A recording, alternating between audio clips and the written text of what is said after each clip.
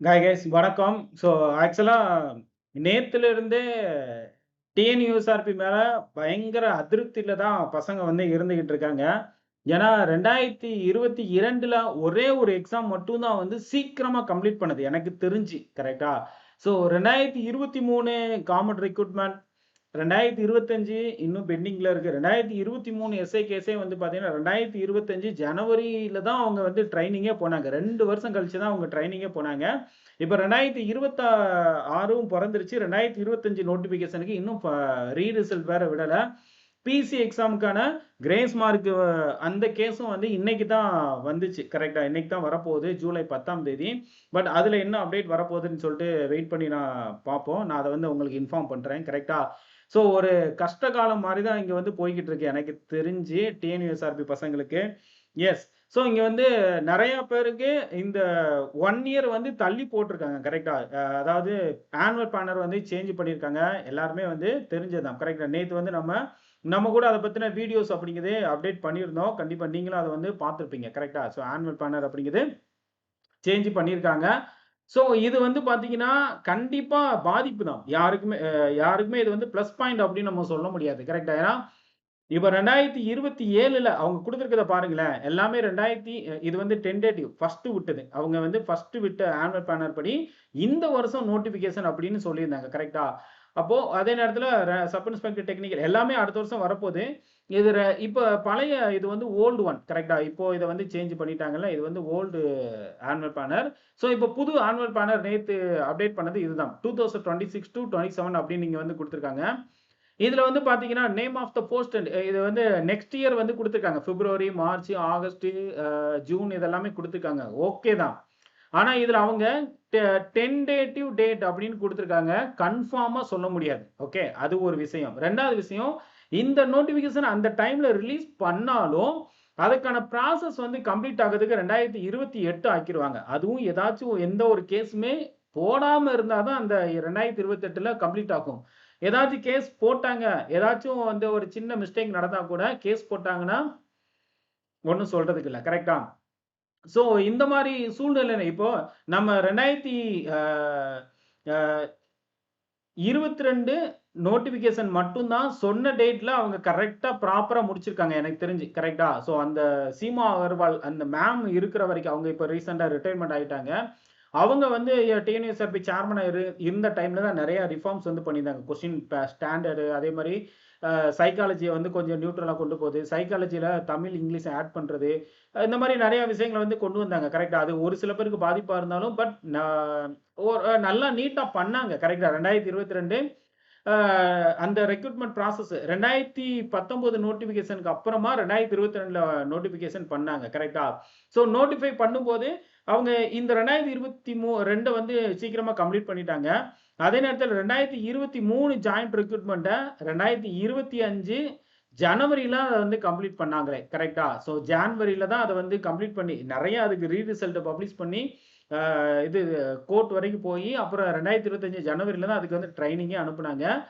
அதுக்கு அடுத்து பார்த்தீங்கன்னா, 2024ல எந்த ஒரு ரெக்ரூட்மென்ட்டும் இல்ல. அப்புறம் 2025ல வந்து நோட்டிஃபிகேஷன் ஒரு வழியா பப்ளிஷ் பண்ணி, அதுவும் வந்து ஸ்டார்ட்டிங்லயே பிரச்சனையாகி, அந்த கேஸ் போட்டு ஒருத்தரோட அதான் இந்த டெல்லியில டெல்லி ஹைகோர்ட்ல ஒரு ஜட்ஜ்மென்ட் குடுத்திருந்தாங்க. அப்புறம் அந்த கேஸுமே வந்து ஜூன்ல நடக்க வேண்டிய எக்ஸாம் வந்து டிசம்பர்ல நடந்து, இப்ப 2026 ஆயிருச்சு. இன்னும் அதுக்கான ரிசல்ட் வந்து பப்ளிஷ் பண்ணல. பெரிய ஒரு கேள்விக்குறியா தான் இருக்குது. கரெக்ட்டா? இன்னும் அதுக்கு வந்து ரிசல்ட் எப்போ பப்ளிஷ் பண்ண போறாங்க? எப்போ பிஇடி வைக்க போறாங்க? அதுக்கான ஃபைனல் ரிசல்ட் வரதுக்கு 2027 ஆயிரும். கரெக்ட்டா? இந்த வருஷம் ஃபுல்லா அதுதான் நடக்கும். அப்ப அவங்க எனக்கு தெரிஞ்சு இந்த கேஸ் எல்லாமே வந்து இழுத்துக்கிட்டே போற மாரி ஃபீல் ஆகுது. கரெக்ட்டா? அவங்களுக்கு. அதனால தான் ஏன்னா இந்த கேஸஸ் எல்லாம் ஒரு வழியா முடிச்சு விட்டா தான் அவங்க அடுத்த ப்ராசஸே ஸ்டார்ட் பண்ண முடியும். இந்த கேஸே வந்து அது ரொம்ப இழுத்துக்கிட்டே போறதுனால, இப்போ இந்த இந்த இனிமே அதுக்கு வந்து கிரேஸ் மார்க் எல்லாம் குடுத்தாங்க அப்படின்னா, மறுபடியும் வந்து கண்டிப்பா பிசிக்கல் நடக்கணும். கரெக்ட்டா? ஏன்னா அந்த கிரேஸ் மார்க் குடுக்கும்போது ஒரு சில பேர் வந்து உள்ள வருவாங்க. அதுக்கு வந்து ஒரு சில பேர் வந்து வெளியில போவாங்க. புதுசா வர்றவங்க அதிகமா இருப்பாங்க. அப்படிங்கிற பட்சத்தில அப்ப புதுசா வர்றவங்களுக்கு யார் யார் அது புதுசா வர்றவங்கள இன்னும் ஒரு டிஃபிகல்ட்டான ப்ராசஸ் என்ன தெரியுமா? புதுசா வர்றவங்கள வந்து ரிசர்வேஷன் அடிப்படையில வந்து நம்ம வேக்கன்சி அடிப்படையில நம்ம வந்து அவங்க கால் ஃபார் பண்ணணும். ஸோ அந்த ரிசர்வேஷன்ல ஆல்ரெடி எத்தனை பேர் வந்து உள்ள இருக்காங்க, அந்த இப்ப பிசின்னு எடுத்துக்கிட்டீங்கன்னு வச்சுக்கோங்களேன், அந்த வேக்கன்சில ஆல்ரெடி எத்தனை பேர் வந்து ஆல்ரெடி பிசிக்கல் அட்டெண்ட் பண்ணியிருக்காங்க, புதுசா எத்தனை பேர் எடுக்கணும் அப்படிங்கிறது கொஞ்சம் தலைவலி பிடிச்சது தான். கரெக்ட்டா? அந்த கிரேஸ் மார்க் குடுத்தாங்க அப்படின்னா. அதனால தான் டிஎன்யூஎஸ்ஆர்பி எப்படியாச்சும் கிரேஸ் மார்க் வந்து கேன்சல் பண்ணிரணும் அப்படிங்கிற மோட்டிவ்ல வந்து நெறைய அப்பீல் வந்து போயிருக்காங்க. கரெக்ட்டா? ஆனா கோர்ட் வந்து ஸ்ட்ராங்கா அதுக்கு வந்து எகென்ஸ்ட்டா இருக்கிற மாரி தான் சொல்றாங்க. அதனால தான் வந்து அவங்க மறுபடியும் அத வந்து அப்பீல் போய் எப்படியாச்சும் அத வந்து ஏன்னா, இப்ப அத வந்து நெக்ஸ்ட் டைம் வந்து நாங்க அத கரெக்ட்டா ஃபாலோ பண்ணிக்கிறோம் அப்படின்னு கோர்ட் அத ஏத்துக்கிட்டாங்க அப்படின்னா, ஆ டிஎன்யூஎஸ்ஆர்பிக்கு பிரச்சனை இல்ல. டக்குனு முடிச்சு விட்டுறாங்க. ஆனா திரும்பியும் கொண்டு வந்தாங்க கிரேஸ் மார்க் குடுத்தாங்கன்னா, பிஇடி நடத்தி அப்புறம் ஃபைனல் ரிசல்ட் அவங்களுக்கு கொஞ்சம் வொர்க் இருக்கும் அப்படிங்கிறதுனால அத வந்து கொஞ்சம் இழுக்குறாங்க. கரெக்ட்டா? அது மாரி டிஎன்யூஎஸ்ஆர்பிக்கும் அதே மாரி தான். எஸ்ஐக்குமே அதே மாரி தான். கரெக்ட்டா? பிசி இப்போ வந்து கிரேஸ் மார்க் குடுக்குறாங்களா? இல்லையா? குடுக்க சொல்லி கோர்ட் சொல்லிக்கிட்டு இருக்கு. பட் இவங்க வந்து வேண்டான்னு சொல்லிட்டு இருக்காங்க. அதே மாரி எஸ்ஐக்கு வந்து பார்த்தீங்கன்னா, அதுக்கு இனிமே தான் ரிசல்ட் பப்ளிஷ் பண்ணி இனிமே தான் பிசிக்கலே கான்ஃபர் பண்ணணும். கரெக்ட்டா? அப்படிங்கிற பட்சத்தில பிசிக்கல் முடிச்சு, இன்டர்வியூ முடிச்சு, அத முடிக்கிறதுக்கே இந்த வருஷம் ஃபுல்லா ஆக்கிருவாங்க. ஸோ இந்த ப்ராசஸ் வந்து கம்ப்ளீட் பண்ணாத அவங்க நிம்மதியா இதிலிருந்து வெளியில வந்தா தான், அடுத்த நோட்டிஃபிகேஷன பத்தி அவங்க வந்து யோசிக்க ஆரம்பிப்பாங்க. அதனால தான் எனக்கு தெரிஞ்சு, இத வந்து நெக்ஸ்ட் இயர்க்கு வந்து மாத்திருக்காங்க. கரெக்ட்டா? இந்த டைம்ல கேஸ் எதுவுமே இல்லாம இருந்துச்சுன்னா, மே மன்த்தோட ஓரளவு பிசிக்கல் எல்லாத்தையும் முடிச்சிருந்தாங்கன்னா, அடுத்தடுத்த நோட்டிஃபிகேஷன விட ஆரம்பிச்சிருப்பாங்க. ஆனா இந்த கேஸ் எல்லாமே இழுத்துக்கிட்டே போறதுனால, கண்டிப்பா வந்து கேஸ் அப்படிங்கிறது ஒரு தனி நபருக்கு உணவில்லை எனில் ஜெகத்தினை அழித்திருவோம் அப்படின்னு பாரதியார் கூட சொல்லியிருக்காரு. கரெக்ட்டா? ஆனா அந்த அளவுக்கு யாரோ ஒருத்தவங்க பாதிக்கப்பட்டாலும் கண்டிப்பா கேஸ் போடுறது அவங்களோட ரைட்ஸ். கரெக்ட்டா? அவங்களோட ரிட் கூட நீங்க ஃபைல் பண்ணிக்கலாம். ஆனா நெறைய பேர் இத பாதிக்கப்பட்டுக்கிட்டு இருக்காங்க. ஸோ இதனால பாதிக்கப்படுறது யாரு அப்படின்னா ஸ்டூடண்ட்ஸ் தான். கரெக்ட்டா? ஸோ அதுக்காக வந்து நம்ம கேஸ் போட்டவங்களையும் நம்ம தப்பா சொல்ல முடியாது. ஏன்னா அவங்களும் அத பாதிச்சதுனால தான் அந்த கேஸே வந்து போட்டுருக்காங்க. ஸோ அதனால வந்து நம்ம அதையும் வந்து எதுவுமே மிஸ்டேக்கும் சொல்ல முடியாது. கரெக்ட்டா? ஸோ இருந்தாலும் இது வந்து அடுத்த வருஷம் இதுதான் வந்து ரீசனா இருந்திருக்கும். இந்த கேஸ் எல்லாம் முடிஞ்சு அத கம்ப்ளீட் பண்ணதுக்கு இந்த வருஷம் எண்ட் ஆக்கிருவாங்க. அப்ப அடுத்த ப்ராசஸ் வந்து நம்ம பொறுமையா பார்த்துக்கலாம் அப்படின்னு அடுத்த வருஷத்துக்கு கொண்டு போயிருக்காங்க. ஸோ இது அடுத்த வருஷத்துக்கு கொண்டு போகுது பிரச்சனை இல்ல. அது அதான் சொல்றேன்ல டிஎன்யூஎஸ்ஆர்பிக்கு பிரச்சனையே கிடையாது. ஏன்னா அவங்க ஆல்ரெடி வந்து சர்வீஸ்ல இருக்காங்க. கரெக்ட்டா? அவங்களுக்கு எந்த ஒரு பிரச்சனையுமே கிடையாது. ஏன்னா அவங்க சர்வீஸ்ல இருக்குறாங்க. அவங்களுக்கு எப்போதும் போல வரும். ஆனா யாருக்கு இது வந்து பிரச்சனை அப்படின்னா, ஸ்டூடண்ட்ஸ்க்கு. கரெக்ட்டா? ஸோ இது வந்து ஆஸ்பிரண்ட்க்கு கண்டிப்பா வந்து பிரச்சனை தான். அதுலயும் வந்து ஆஸ்பிரண்ட்க்கு வந்து இது ஏன்னா நெறைய பேர் வந்து இதுக்காக வீட்ல இருந்து பிரச்சனை பண்ணி 1 இயர் இந்த 1 இயர் மட்டும் விட்டுருங்க அப்படின்னு சொல்லிட்டு கேட்டுட்டு தான் நெறைய பேர் வந்து படிச்சுக்கிட்டு இருப்பாங்க. அந்த டைம்ல இந்த மாரி ஆனுவல் பிளானரே வந்து நெக்ஸ்ட் இயர்க்கு கொண்டு போகுறது. எனக்கு என்ன கேள்வி வருதுன்னா, இந்த சிங்கப்பெண் சிறப்பு அதிரடிப்படையெல்லாம் உருவாக்கி 2000 போஸ்ட் வந்து புதுசா உருவாக்கியிருக்காங்க. அப்போ புதுசா நெறைய ரெக்ரூட்மென்ட் வரும் அப்படின்னு எதிர்பார்த்துக்கிட்டு இருந்த டைம்ல நீங்க நல்லா நோட் பண்ணீங்க அப்படின்னா, குரூப் 1லயும் டிஎஸ்பி இல்ல. கரெக்ட்டா? ஸோ இங்க எஸ்ஐயுமே வந்து அதாவது டிஎன்யூஎஸ்ஆர்பியும் அடுத்த வருஷத்துக்கு போஸ்ட்போன் பண்றாங்கன்னா, அப்போ அது ஏதோ அதுல சம்திங் ஏதோ ஒரு மிஸ்மேட்ச் ஆகுற மாரி எனக்கு ஃபீல் ஆகுது. ஆனா அங்க அனவுன்ஸ்மென்ட் பார்த்தீங்க அப்படின்னா, சிங்கப்பெண் சிறப்பு அதிரடிப்படையில 2000 வேக்கன்சி வந்து புதுசா உருவாக்குறோம் அப்படின்னு அந்த அ இது வேவ் லென்த்தே வந்து கொஞ்சம் கான்ட்ரோவர்சியா இருக்கிற மாரி ஃபீல் ஆகுது. கரெக்ட்டா? ஸோ எனக்கு மட்டும் கிடையாது. நம்ம பசங்களுக்கும் எல்லாத்துக்கும் அதே தான் ஃபீல் ஆகுது. பட் இருந்தாலும் நம்ம அரசுக்கு கோரிக்கை குடுக்க வேண்டியது நம்மளோட கடமை. நம்மளோட உரிமையும் கூட நம்மள கோரிக்கை குடுப்போம். அவங்க என்ன செய்றாங்களோ, அத அவங்க பார்த்துக்கிறட்டும். என்ன அப்படின்னு சொல்லிட்டு. கரெக்ட்டா? சரி ஓகே.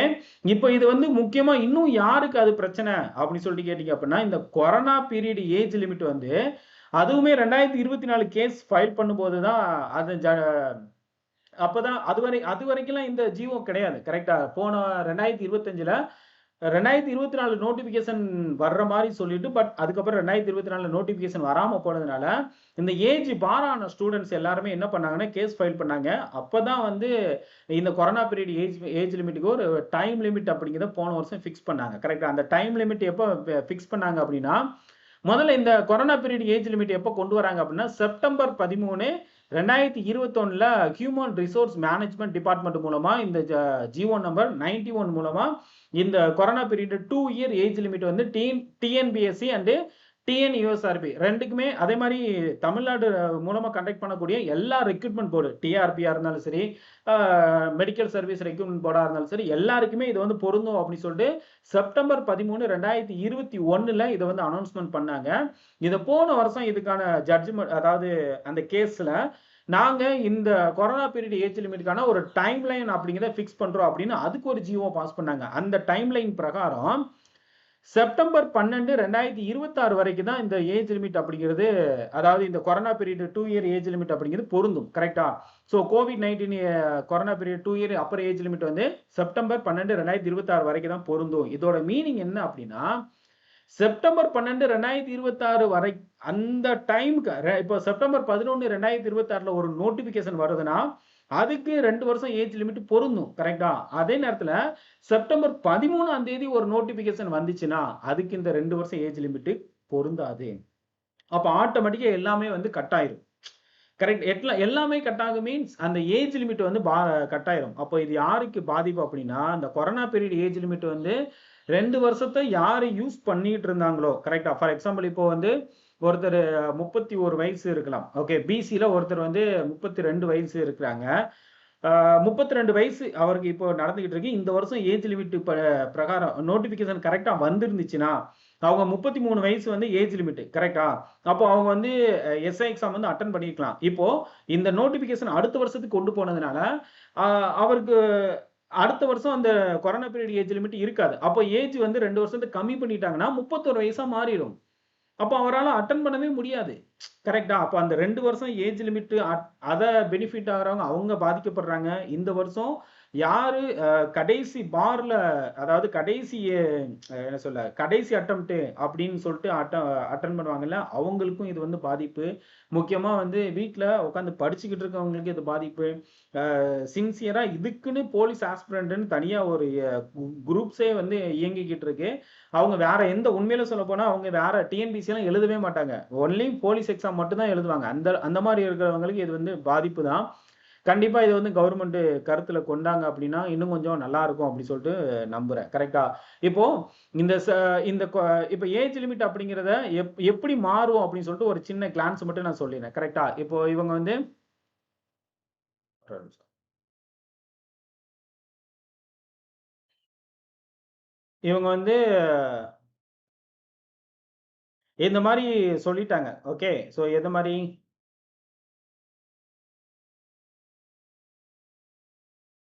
அதாவது கொ அடுத்த வருஷம் தான் இந்த நோட்டிஃபிகேஷன் அப்படின்னு சொன்னதுனால, கொரோனா பீரியட் ஏஜ் லிமிட் வரை இந்த வருஷம் செப்டம்பர் 12ஆம் தேதியோட முடிஞ்சிரும். ஸோ, இது வந்து நான் பிசிக்கான இத வந்து நான் இங்க வச்சிருக்கேன். கரெக்ட்டா? ஸோ, என்னங்க இதுவே வந்து மக்கர் பண்ணுது.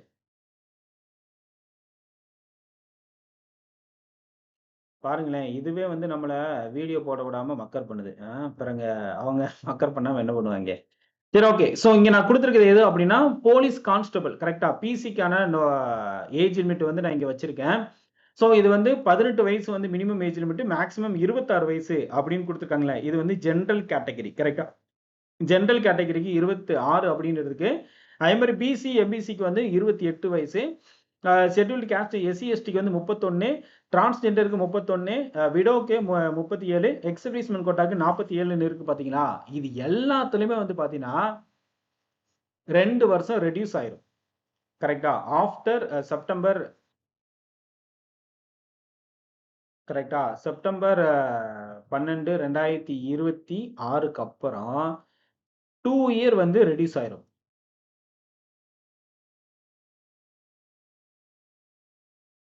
கரெக்ட்டா? இப்போ பாருங்களேன். அ அப்ப ஜெனரலுக்கான ஏஜ் லிமிட் அப்படிங்கிறது 26ல இருந்து 24ஆ மாறிரும். அதே மாரி இங்க பிசி, எம்பிசிக்கான ஏஜ் லிமிட் 26ஆ மாறிரும். எஸ்சி, எஸ்டிக்கானது 29ஆ மாறிரும். அப்புறம் இங்க டிரான்ஸ்ஜெண்டருக்கும் 29ஆ மாறிரும். விடோவுக்குமே 35ஆ மாறிரும். X serviceman கோட்டாக்கு 45ஆ மாறிரும். கரெக்ட்டா? ஸோ, அப்போ எப்படி பாதிக்கப்படுறாங்கன்னு உங்களுக்கு புரிஞ்சிருக்கும். ஓரளவு புரிஞ்சிருக்கும் அப்படி சொல்லிட்டு நெனைக்கிறேன்.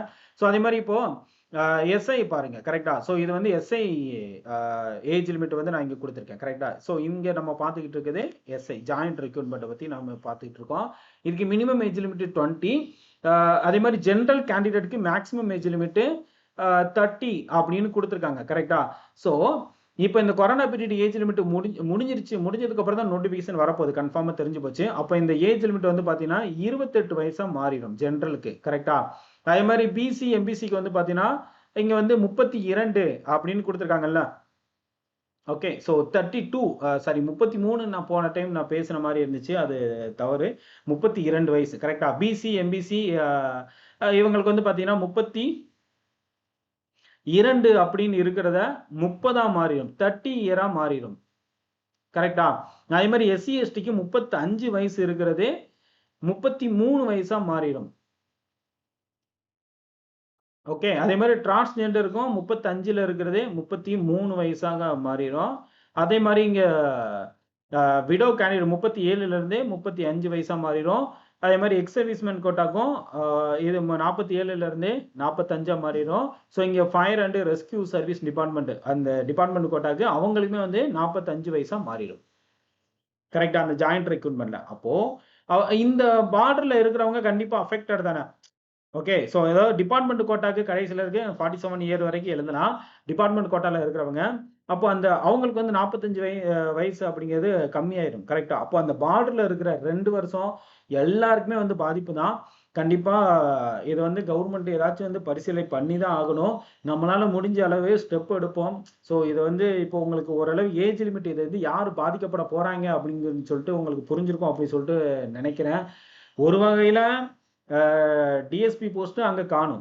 கரெக்ட்டா? இங்க வந்து ஏஜ் லிமிட் அங்க சாரி என்ன சொல்ல, கொரோனா பீரியட் ஏஜ் லிமிட் இந்த வருஷம் முடியுது. அதே மாரி இது ஆனுவல் பிளான் டிஎன்யூஎஸ்ஆர்பில அடுத்த வருஷத்துக்கு கொண்டு போறாங்க. இது வந்து ஒரு முரண்பாடா தான் போய்க்கிட்டு இருக்கு. இன்னொரு சைடு பார்த்தீங்கன்னா, சிங்கப்பன் சிறப்பு அதிரடிப்படையில 2000 வேக்கன்சி புதுசா உருவாக்குறாங்க. ஸோ இதெல்லாம் கூட்டி கழிச்சு பார்க்கும்போது எங்கேயோ ஒரு இடத்துல இடிக்குது. கரெக்ட்டா? ஸோ பார்ப்போம். என்ன அப்படி சொல்லி இதுக்கு ஒரு நல்ல தீர்வு கிடைக்கும் அப்படி சொல்லிட்டு நம்புவோம். அதே மாரி ஏஜ் லிமிட் இப்போ கண்டிப்பா பாதிப்பு தான். பாதிப்பு இல்ல அப்படின்னு நான் சொல்லவே மாட்டேன். கண்டிப்பா பாதிப்பு தான். ஸோ இது வந்து கூடிய சீக்கிரத்தில ஒரு முடிவுக்கு வரும் அப்படி சொல்லிட்டு நம்புவோம். கரெக்ட்டா?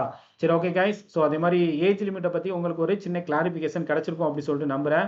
அடுத்த வீடியோல நான் உங்கள மறுபடியும் சந்திக்கிறேன். இந்த வீடியோவ இதோட நானு கம்ப்ளீட் பண்ணிக்கிறேன். நன்றி, வணக்கம். Thank you guys. ஓகே.